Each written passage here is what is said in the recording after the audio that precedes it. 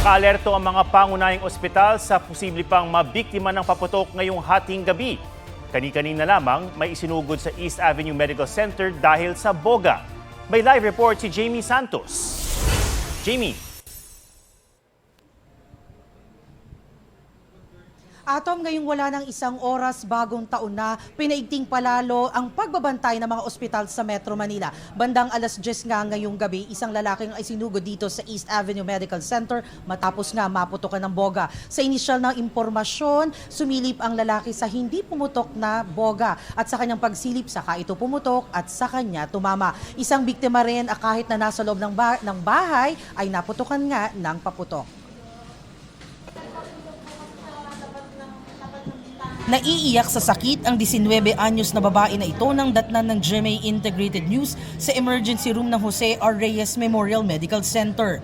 Habang nasa loob ng kanilang bahay, tinamaan siya ng paputok na sinindihan sa labas ng kanilang bahay. Malakas po. Mayroon pong nagpaputok sa labas ng bintana namin. Tapos nag-aayos po kasi siya eh. May mga pumasok pong sa mata niya. Mahapdi daw po yung mata niya eh. Po nagulat po sila, sumasakit na lang po yung mata ng bata. Nilagyan po ng anesthesia yung kanyang mata. So once po manhid, doon pa lang po ma-observe po and ma-physical examination po kung ano po yung damage po or kung ano pong nangyari po doon sa mata ng bata. Hindi bababa sa 16 ang naitalang firecracker-related injuries sa ospital simula noong December 21, karamihan mga menor de edad. Sa Tondo Medical Center, may mga designated areas na para sa mga naputukan. Para sa mga patients na may fireworks related injuries, so dito namin sila minamanage para hindi na sila mahalo dun sa ibang patients namin na may mga respiratory illness, tapos yung iba may mga infections. May mga gamit dito gaya ng panglinis ng sugat hanggang sa pamputol sa mga buto kung kinakailangan. Sa ngayon, mahigit 100 na ang naitalang kaso ng naputokan sa ospital. Halos doble kumpara noong nakaraang taon. Mas marami pa ring passive talaga, yung mga napapadaan lang, tapos nahahagisan ng paputok. Dalawa rito ang naka-admit, kabilang ang 19 anyos na lalaking nasabugan sa paa dahil sa plapla.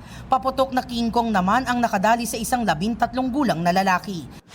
Sa East Ave Medical Center, base sa ligtas Christmas tally, 6 na ang naitalang firecracker-related injuries simula noong December 21. May isang insidente rin ng ligaw na bala na patuloy pang bineberipika. Ayon sa ospital, mas mababa ang bilang ng kaso ngayong taon. Pero naka-standby ang emergency room at trauma teams dahil sa pinangangambahang pagdami ng pasyente pagtapos ng hating gabi. Paalala natin parate kung sana pwedeng hindi na sila gumamit ng paputok sa pag-celebrate ng New Year. Kung sakali man din na iinom sila ng alak, wag na po sila magmaneho ng motor or ng kotse. And yun sa mga kinakain at iniinom natin, always in moderation. Atom, nananatiling handa ang mga ospital para tiyaking may agarang tulong sa oras ng pangangailangan. Mula rito sa East Avenue Medical Center, bumabati kami ng isang masaya at ligtas na Happy New Year, Atom. Happy New Year at maraming salamat, Jamie Santos. Beach party at engranding fireworks display ang inaabangan ng mga dumayo sa Boracay para doon sa lubungin ng 2026. May live report si Kim Salinas ng GMA Regional TV. Kim. Atom, makukulay, magical at world-class na fireworks display. Ito ang kinasasabikan ng mga turista dito sa isla ng Boracay ilang minuto bago ang New Year's countdown. Madaling araw pa lang pumatak na ang ulan sa Malayaklan. Pero hindi ito naging hadlang sa pagsidatingan ng mga turista sa Katiklan Jetty Port para makatawid sa isla ng Boracay kung saan sila magbabagong taon. Sa entrance pa lang ng port, mahigpit nang iniinspeksyon ang mga gamit at maleta ng inbound passengers. May ilang turista na first time raw magdiwang ng bagong taon sa isla. Trip nila mag-Boracay kasi sa nightlife, tas yung epic celebration ng New Year's Eve sa Boracay. So we joined them. Ang iba naman, ilang beses nang nagbagong taon sa isla gaya ni na Dave. We've been in Tagaytay, in Baguio, pero the best kasi dito sa sa Boracay. Mas closer sa nature, sa beach, tapos less yung toxic, hindi siya traffic. Handa na siyempre ang 12 establishmento na lalahok sa fireworks display sa stations 1, 2 at 3 na magtatagal ng 7 hanggang 10 minuto. May beach parties, banda at iba't ibang night activities din. All set na sila. Dinaamo na sila is ang security and safety na lang, no? Nagkukabang ka. Kaya nga Bureau of Fire and Inspection ng Coast Guard na ang safety na lang mag-handle hanggang papalupok. Habang naghihintay ng New Year's Eve, ini-enjoy muna ng mga turista ang picture-taking sa ilang tourist spots sa isla, gaya ng Willis Rock. We saw it on social media a lot, TikTok. So we wanted to see it. It's beautiful, lovely people, the view is stunning, good food.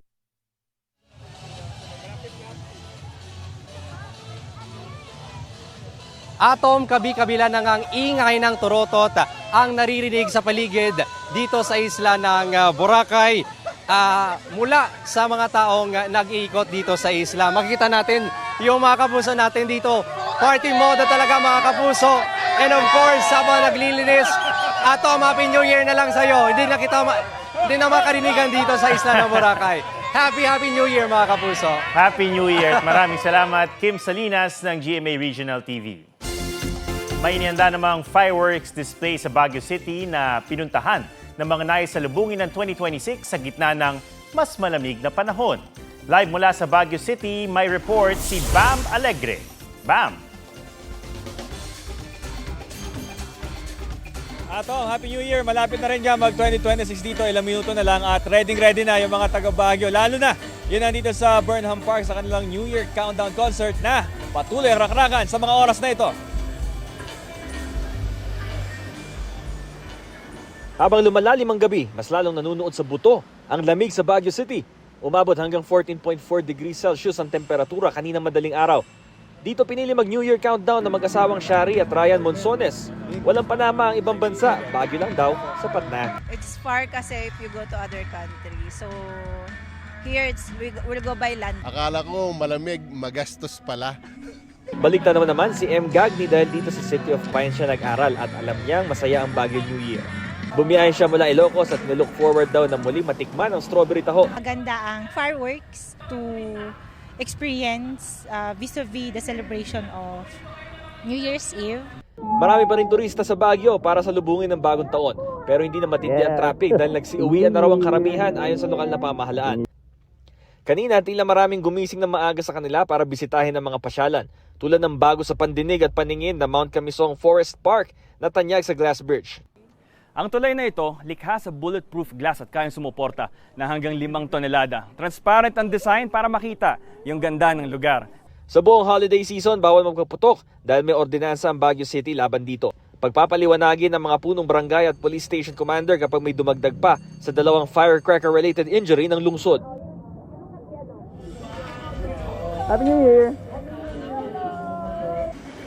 Okay, so Atom, naririnig nyo yung concert ngayon, patuloy dito at hinihintay naman ng mga taga rito yung community fireworks display. At live mula rito sa Baguio City kasama kay crew, si Kuya Eman at si Kuya Rick. Bam Alegre po para sa GMA Integrated News. Happy New Year! Happy New Year sa buong team. Maraming salamat, Bam Alegre. Arestado ang nagbebenta ng iligal na paputok online na nagpapasample pa para makaengganyo. Pinagsisira naman ng pulisya ang mahigit 1 milyong pisong halaga ng mga iligal na paputok na kanilang nakumpiska. May report si John Consulta. Animoy bombang lakas ng pagsabog ng paputok na Goodbye Philippines. Kung tamaan ka niyan, baka hindi ka lang mapag-Goodbye Philippines, kundi mapag-Goodbye Earth ka na rin. Ang Goodbye Philippines ang sinasabi nakapatay sa 12 anyos na bata at nakasugat sa kaibigan niya sa Tondo, Maynila nitong linggo. Delikado po yun kasi nakita nyo naman, parang mas malakas pa sa pagsabog ng isang granada yung tunog kanina. At saka yung blowback noon is talagang napakalakas. Kabilang ang Goodbye Philippines sa mahigit 1.4 million pesos na iligal na paputok na kinumpiska, pinasabog at sinira ng NCR Police Office. Winasak din ng mga pulis ang mga nasa Bataboga na isa sa pangunahing sanhi ng firecracker-related injuries taon-taon. Inoperate din ng mga otoridad ang pagbebenta online ng bawal na paputok. tulad ng paputok na ito na idinemo pa sa video ang lakas. Ayon sa pulisya, grupo ng online seller ang nasa likod niyan. Isa sa binibenta nilang paputok ay mas matindi pa raw sa illegal ding 5-star. 50 times yung size ng 5-star. Ganun kalaki itong paputok na ito. Sa operasyon ng Calabarzon Police,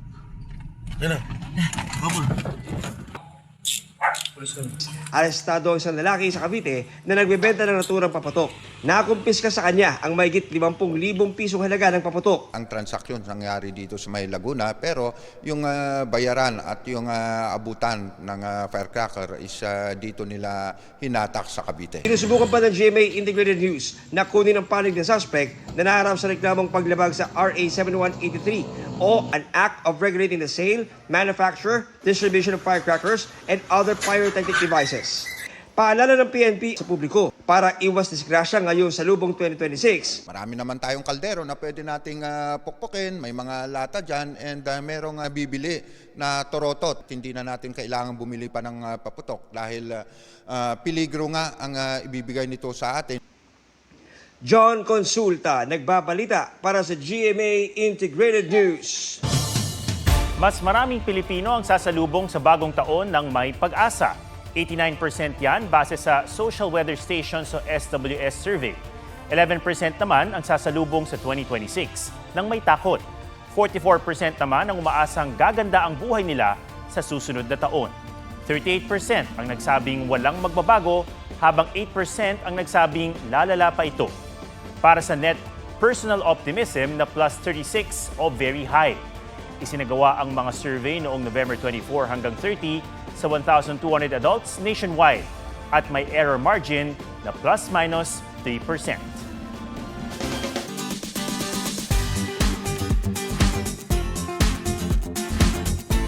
Ending 2025 with lots of surprises, ang isang angkan mula sa San Luis Aurora. Lot titles o titulo sa lupa ba naman kasi ang natanggap nilang regalo nitong Pasko? Pusuan na yan sa report ni Marie Zumali. Walang mag-aaway sa pamilyang ito. Dahil sa pagtatapos ng 2025, there's a lot of plot twists. As in, ang lote, plotted na. Allotted pa ang mga titulo. Sorpresa yan sa 8 magkakapatid, kaya literal na Merry ang Christmas ng Quezon siblings mula San Luis Aurora. Isa sa mga nakatanggap, tatay ni Joaz. Kwento niya, saktong pagkatapos ng Noche Buena, inanunsyo ng kanyang pinsan na lumabas na ang titulo ng pinaghahati-hati ang lupain. Walang lamangan, walang iringan, lahat pantay-pantay. Di naman daw silang mga hasyendero at hasyendera tulad ng akala ng iba. Pero ibang tuwa na may papeles na ang bawat isa lalo't matagal ang proseso ng pagpapatitulo ng lupa.